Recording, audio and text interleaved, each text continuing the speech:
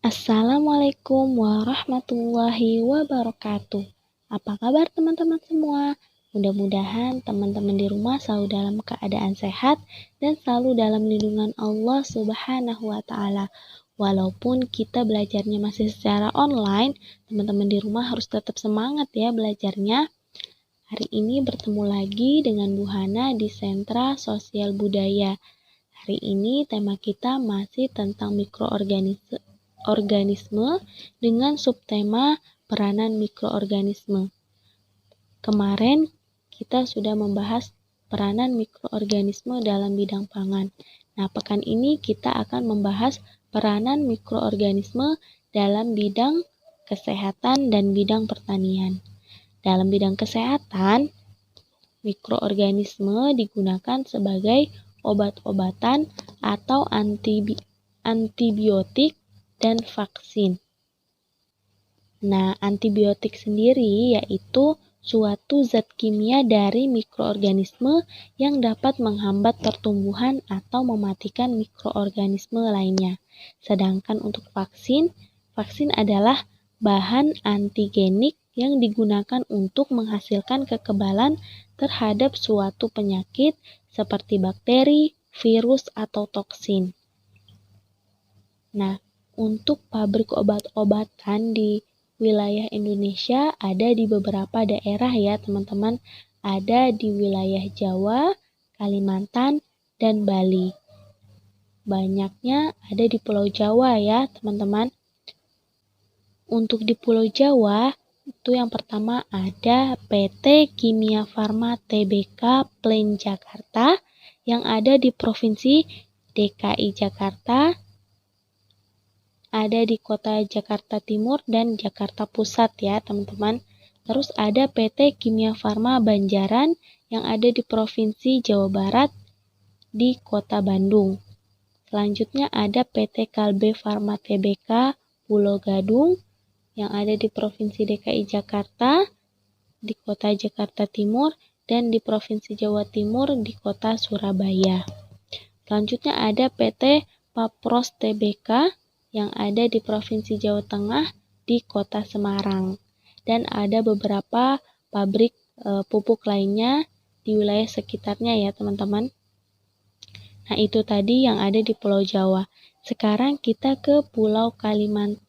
Di Pulau Kalimantan itu ada di Provinsi Kalimantan Timur di Kota Samarinda, yaitu PT Kimia Farma ya teman-teman. Nah selanjutnya ada di Pulau Bali. Di Pulau Bali ada PT Kimia Farma Persero yang ada di Bali di Kota Denpasar. Nah, untuk obat-obatan ini ada yang mengatur standar kesehatannya ya teman-teman. Untuk standar kesehatan dunia ini diatur oleh WHO. Nah, WHO ini adalah singkatan dari World Health Organization. Nah, WHO adalah salah satu badan PBB yang bertindak sebagai koordinator kesehatan umum internasional dan bermarkas di Jenewa di negara Swiss. Untuk teman-teman yang bingung, apa sih Bu PT, terus ada tadi PT Kimia Farma Tbk. Tbk-nya tuh apa sih Bu? Nah, untuk singkatan dari PT dan Tbk itu, yaitu kalau untuk PT singkatan dari perseroan terbatas. Nah, untuk Tbk sendiri yaitu singkatan dari kata terbuka. Nah, itu tadi pabrik obat-obatan kimia farma yang ada di wilayah Indonesia.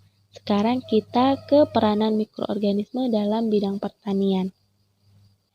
Dalam bidang pertanian, mikroorganisme ini digunakan sebagai pupuk dan juga pestisida.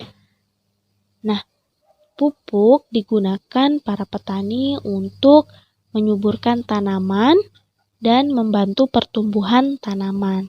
Sedangkan pestisida digunakan untuk membasmi hama pada tanaman. Untuk pupuk ada jenis-jenisnya ya teman-teman. Nah, pupuk ini ada dua, ada pupuk kimia dan pupuk organik. Kita bahas dari pupuk kimia dulu ya. Jenis-jenis pupuk kimia itu ada yang pertama urea, yang kedua ada ZA, yang ketiga SP36, keempat ada KCl, kelima ada ZK, yang keenam ada NPK Ponska, dan yang ketujuh ada dolomite. Nah, untuk pupuk organik, yang pertama ada pupuk kandang. Pupuk kandang ini dihasilkan dari kotoran binatang ya teman-teman ya. Tapi binatangnya binatang seperti binatang ternak, seperti kambing, sapi, dan sebagainya ya teman-teman. Nah, untuk pupuk hijau, ini dari tanaman ya teman-teman. Nah, yang ketiga ada kompos. Teman-teman pasti udah tahu pupuk kompos, yaitu pupuk yang berasal dari tumbuhan, hewan, dan limbah. Nah, yang selanjutnya ada pupuk hayati. Pupuk hayati ini memanfaatkan mikroorganisme ya teman-teman. Nah, yang kelima ada pupuk humus. Pupuk humus ini menggunakan tanaman yang dibusukkan atau tanaman yang sudah membusuk seperti daun-daun, ranting, dan sebagainya. Nah, yang keenam ada pupuk sarasa yang memanfaatkan limbah organisme nabati. Itu tadi jenis-jenis pupuk kimia dan jenis-jenis pupuk organik. Untuk pabrik pupuk ada tersebar di beberapa wilayah di Indonesia. Nah, yang pertama kita akan membahas di Pulau Kalimantan. Di Pulau Kalimantan itu ada Pupuk Kaltim. Nah, Pupuk Kaltim ini nama perusahaannya adalah PT Pupuk Kalimantan Timur. PT Pupuk Kalimantan Timur ini ada di beberapa provinsi, ada di Kalimantan Selatan dan di Kalimantan Timur. Di Kalimantan Selatan ada di Kota Banjarbaru, dan untuk di Provinsi Kalimantan Timur ada di Kota Bontang dan Samarinda. Selanjutnya ada pabrik pupuk organik. Pabrik pupuk organik ini ada di Provinsi Kalimantan Timur, yaitu di Kota Kutai Timur dan Kota Samarinda. Nah, selanjutnya kita lanjut lagi ke pabrik pupuk NPK PT BCL Astra Pangkalan Bun yang ada di Provinsi Kalimantan Tengah di Kota Waringin. Selanjutnya ada pabrik pupuk Muara Pasir yang ada di Provinsi Kalimantan Timur di Kota Pasir. Kemudian ada PT Anugrah Pupuk Makmur, itu ada di Provinsi Kalimantan Tengah, di Kota Waringin juga. Nah, ada beberapa pabrik pupuk lainnya ya teman-teman di wilayah sekitarnya. Hanya saja dengan pabrik yang sama dan tempatnya yang berbeda. Selanjutnya kita ke Pulau Sumatera. Di Pulau Sumatera ada PT Pupuk Sriwijaya Palembang. Ini ada di beberapa provinsi, yaitu di Sumatera Barat, Sumatera Selatan, dan Sumatera Utara. Untuk di Sumatera Barat ada di Kota Padang, dan Sumatera Selatan ada di Kota Palembang. Untuk di Sumatera Utara ada di Kota Medan. Nah, selanjutnya ada pabrik pupuk Dolamit. Pabrik pupuk Dolamit ini perusahaannya PT Anugrah Dolamit Lestari. Ini ada di Provinsi Sulawesi Selatan, di Kota Banyuasin, dan Kota Palembang. Selanjutnya, PT Saraswati Anugrah Makmur. Ini ada di Provinsi Sumatera Utara, di Kota Medan. Selanjutnya ada PT Pupuk Iskandar Muda di Nanggol Aceh Darussalam, di Kota Aceh ya teman-teman. Nah, ada juga PT Anugrah Pupuk Lestari yang ada di Provinsi Sumatera Utara di Kota Deli Serdang.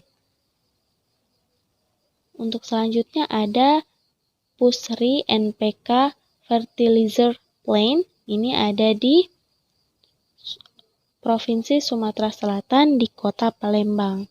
Dan masih ada beberapa pabrik-pabrik pupuk lainnya di wilayah sekitarnya ya teman-teman.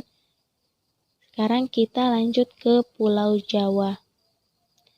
Untuk di Pulau Jawa, ini ada PT Petrokimia Gresik di Provinsi Jawa Timur di Kota Ngawi. Nah, selanjutnya ada pabrik pupuk Petroganik yang ada di Provinsi Jawa Tengah dan Jawa Timur. Nah, untuk di Jawa Tengah ada di Grobogan dan untuk di Jawa Timur ada di Nganjuk. Selanjutnya ada pabrik pupuk Next Innovation Indonesia. Ini ada di Provinsi Jawa Timur di Kota Sidoarjo. Ada juga PT Sido Muncul Pupuk Nusantara yang ada di Provinsi Jawa Tengah di Kota Semarang. Selanjutnya ada PT Domai Agro Mandiri yang ada di Provinsi Jawa Timur di Kota Gresik. Nah, di Jawa juga ternyata ada pupuk Kaltim ya teman-teman. Pupuk Kaltim itu tersebarnya nggak hanya di Kalimantan Timur, tapi juga ada di Pulau Jawa, di Sumatera, dan beberapa pulau lainnya. Jadi, pabrik pupuk Kaltim itu nggak hanya ada di Kalimantan Timur ya, ada juga di Pulau Jawa, Sumatera, dan beberapa wilayah lainnya. Pupuk Kaltim di Jawa ada di Provinsi Jawa Timur, yaitu di Kota Surabaya dan Mojokerto. Kita lanjut lagi. Selanjutnya ada PT Angputra Global Organik. Ini ada di Provinsi Jawa Timur di Kota Pasuruan dan masih ada beberapa pabrik lainnya ya teman-teman. Kita lanjut lagi ke Pulau Sulawesi. Pulau Sulawesi ada pabrik pupuk organik mandiri terpadu yang ada di Provinsi Sulawesi Selatan di Kota Sopeng. Nah, selanjutnya ada pabrik pupuk Dolamit. Pabrik pupuk Dolamit di Pulau Sulawesi ada di Provinsi Sulawesi Selatan, yaitu di Kota Pangkajane dan Kepulauan, serta ada di Kota Maros. Selanjutnya ada pupuk Biobus dan pupuk Kaltim juga ya teman-teman. Nah, pupuk Biobus ini ada di Provinsi Sulawesi Selatan di Kota Makassar. Begitupun dengan pupuk Kaltim. Pupuk Kaltim juga ada di Sulawesi Selatan di Kota Makassar. Selanjutnya kita ke Pulau Bali. Di Pulau Bali ada yang pertama pabrik pupuk organik Bio Alam Astri yang ada di Bali di Kota Klungkung. Yang kedua ada PT Pertani yang ada di Kota Buleleng. Dan yang ketiga ada pupuk organik Nasa Bali yang ada di Kota Badung. Nah, itu tadi pabrik pupuk yang ada di wilayah Indonesia ya teman-teman. Selanjutnya kita ke peranan mikroorganisme di bidang pertanian sebagai pestisida. Nah, teman-teman ada yang tahu nggak apa sih pestisida itu? Nah, pestisida itu adalah pembasmi hama ya teman-teman, atau bahan yang digunakan untuk mengendalikan, menolak, atau membasmi mikroorganisme pengganggu. Seperti contohnya hama-hama yang ada di tanaman padi. Nah, teman-teman di rumah ada yang tahu nggak hama itu apa sih? Nah, hama itu adalah organisme yang dianggap merugikan dan tidak diinginkan oleh manusia dalam kehidupan sehari-hari. Kenapa sih manusia tidak menginginkan hama? Ya karena hama menyebabkan kerusakan pada tanaman ya teman-teman, sehingga tanamannya tidak dapat tumbuh dengan baik dan hasilnya pun menjadi buruk atau rendah.